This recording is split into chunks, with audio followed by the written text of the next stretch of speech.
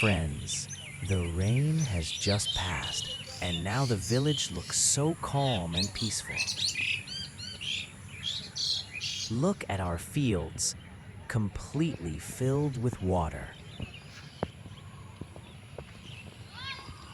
The rice seedlings are standing tall, half submerged in the fresh rainwater. The air feels cool, and everything around looks clean and green.